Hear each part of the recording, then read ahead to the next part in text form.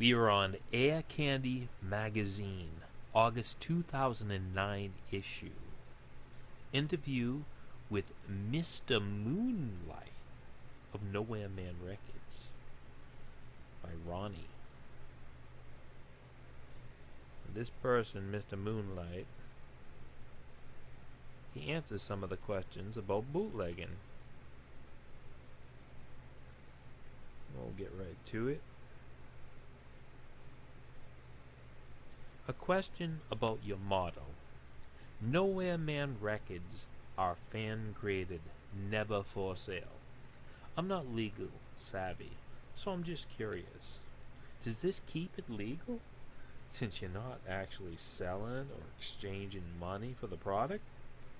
Here's Mr. Moonlight. That's a very interesting question. I think that if you asked it of anyone in a similar position to us, you'd get the same answer. I honestly don't know. I do believe that the record companies are quite tolerant of the collecting world. Strangely enough, most collectors agree with them that piracy should not be tolerated and the file sharing of commercially available music is totally wrong. Most collector sites don't allow the posting of albums that can be bought on the high street in any event. True collectors have bought all the albums that have been released. In my case, in mono, stereo, colored vinyl, picture disc, box sets, tapes, and CDs. Now I'm saving for remasters. So he skips around there. I'm trying to find where I've seen it before.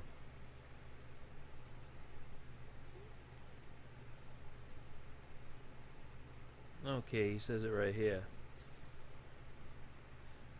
Each of your releases has themes that are rarely explored by other releases. For example, you have one that just concentrates on Jimmy Nickel, another one that covers the Beatles and the Stones, another covers Carnival of Light. How do you come up with these themes? Is Mr. Moonlight? Again, it's just kicking around ideas and discussing who has what. Carnival of Light was a bit of fun, really, and everyone liked the idea, including reviewers.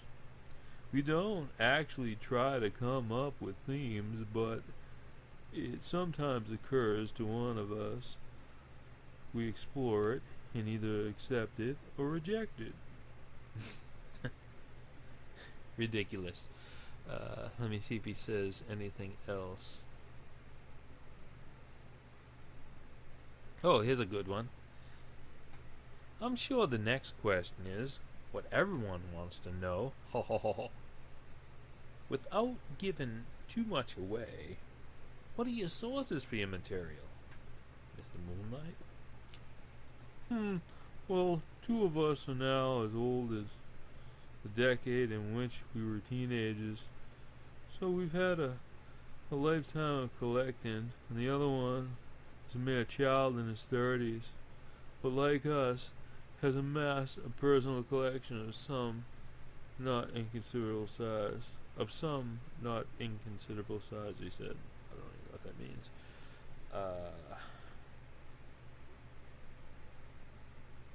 Let's see if he says anything else.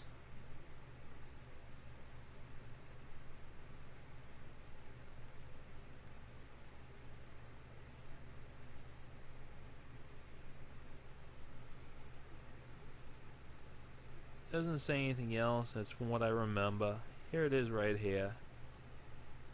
Their album they released. And he said these collectors don't do this if it's commercially available. My song was out there. I believe it was on, I don't know if it was called SoundCloud. It was some sort of download site for music artists. My song, Carnival of Light, was out there. They got it from who knows where. They wouldn't even tell me. But they released it, contrary to what they say that they didn't make money off of. People did make money off like I said in my other video, they took album templates. Don't you just love the EMT plates? They took album templates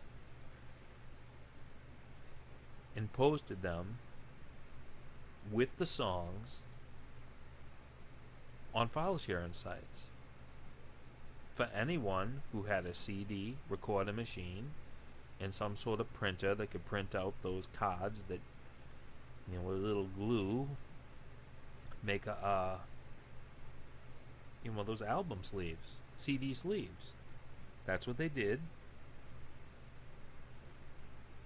And they help bootleg my music and other people's music, including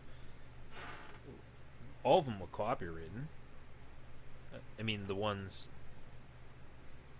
that I could tell, I mean, a lot of them recorded, they had Beatles songs, and one of them was like Kermit the Frog singing Hey Jude on Sesame Street.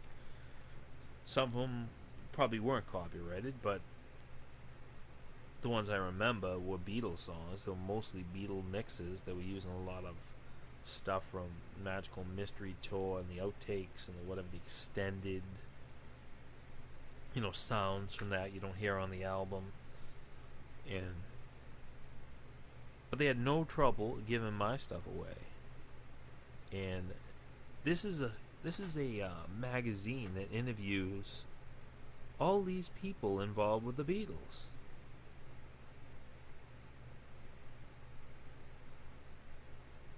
They didn't give me an interview to set the record straight, I can tell you that much. And they're friends. These people know Man Records, I believe they're buddies with Paul McCartney right here. And what else is on this site? Can't even search it. You have to go back. I don't even know.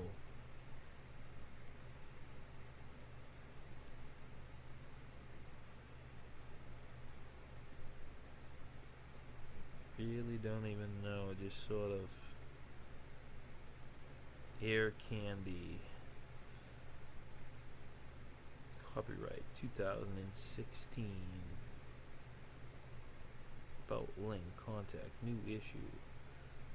Nothing. I remember at the time I was like, hey, you gotta go remove them from all the file sharing sites and all the computers you put them on. Now, they're like, that's impossible. That will take too long. Yeah, well, schmuck, you probably shouldn't have done it. Idiots. Idiots.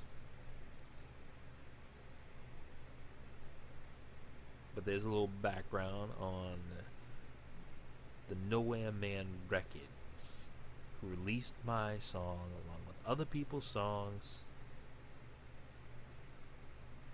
and other people made money off of it, because my song was definitely spread around the file sharing sites, denying me any royalties.